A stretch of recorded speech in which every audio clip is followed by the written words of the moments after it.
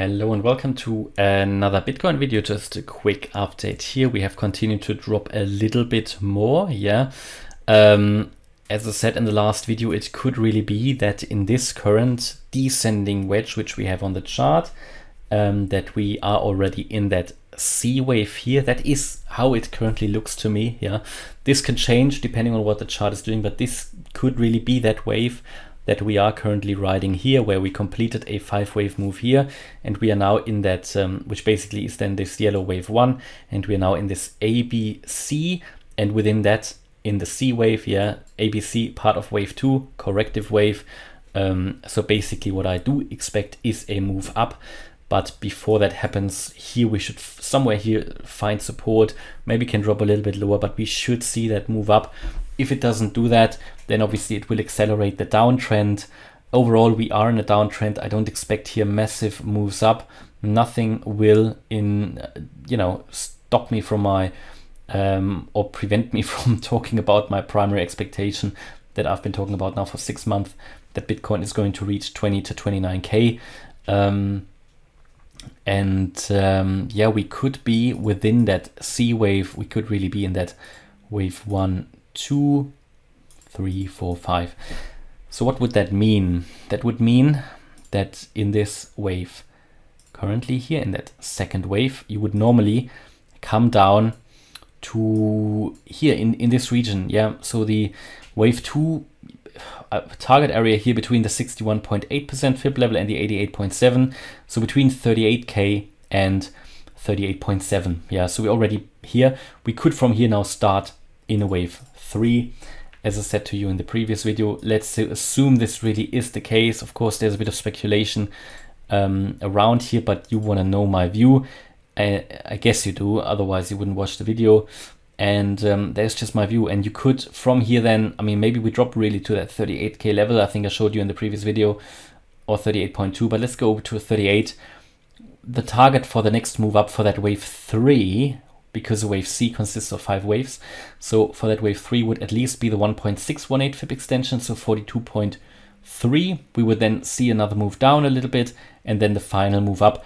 And that could take us here, that 5th wave could take us here to 44.3, the 2.382 fib extension, or the 2.618 fib extension at 45K. This is the scenario in which we would now go up. Should we make a lower low here? Should we go below 37.7K? Then we just have to assume that this wave 1 wasn't finished and we have to drag it a little bit further down. But at some point we have to expect a move up. We can see some altcoins are now already oversold, so there should be a move up coming. We can also see it here on the MACD for Bitcoin on the daily, that the MACD is now fairly low generally, and that there is, a reduction in negative momentum. So a move up is due here at some point. And it also aligning with the Elliott Wave count, because it would normally in such a move down here, and if we really have completed here a first wave down, then we need to see that second wave, and that normally comes up quite fast. So someone asked me, what does it mean, first wave?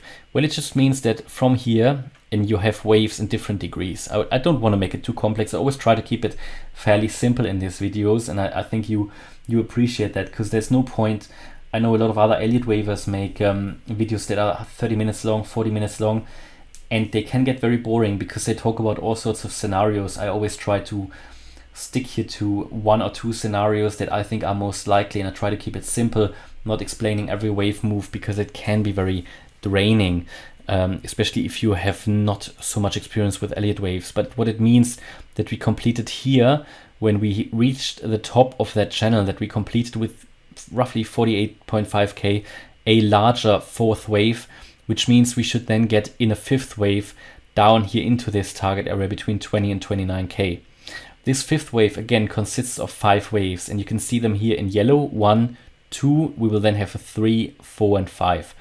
Again, each of these waves has subwaves, but overall it would mean that from that wave 4 top, which is the beginning of the wave 5 in large, we should have seen here a wave 1, which I have here in yellow already, 1, 2. Next wave will be 3, 4, 5. and that will complete the yellow wave 5 down here. Obviously at the moment I can't tell you if that yellow area will hold, how far we get into the area. I think a very likely scenario would be that we get to the 61.8% Fibonacci level at 27.5k. If that doesn't hold, we can drop to around about 20k. If that doesn't hold, we need to look for the next fib level, I think, which is around 18k.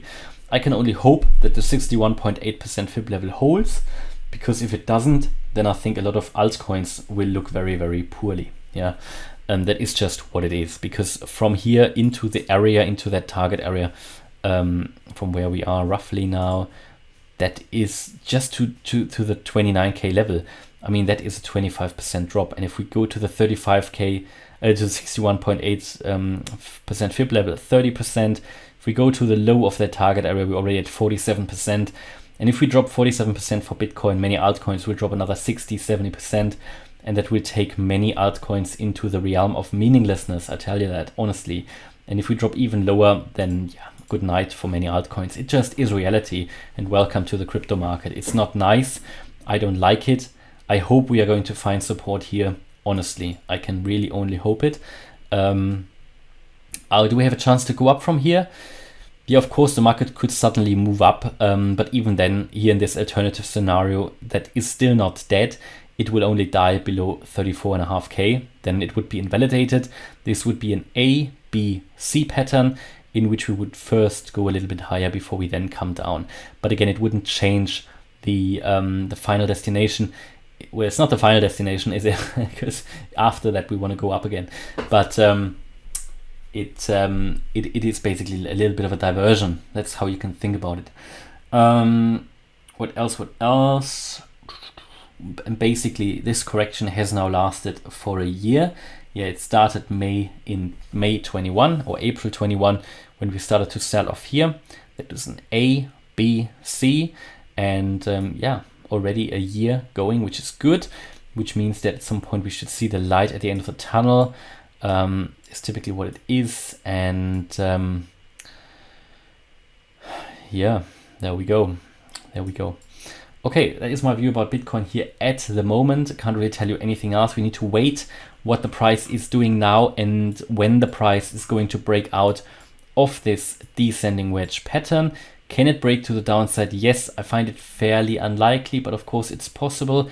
If it does that, the next support would be, let's just add here the VPVR. The next main support I would see here around 35.5k, depending on how far I zoom out. But here I think this is because this was the previous swing low. There's a lot of support here, which is why we are holding support here so well. A lot of historical volume, but down here at around 34.5k, that is the previous swing lows here. And also here we had a lot of trading going on, so that would be the next major support. Okay, so hopefully you liked the update about Bitcoin. If you did, please hit the like button, leave a comment and subscribe. And again, please, if you really like the content, consider the channel membership, where you can get access to the Telegram live chat groups, the Discord server, and the weekly live stream. And maybe also check out the trading course that I'm currently publishing on my website. One chapter will be published per week. And yeah, it's currently at a discounted price because it's a pre-sale, but 1.5 chapters already published. On the weekend, I will finish the second chapter, and that will all be online. And then I have another week to finish the third chapter off. Thanks a lot for watching. Bye-bye.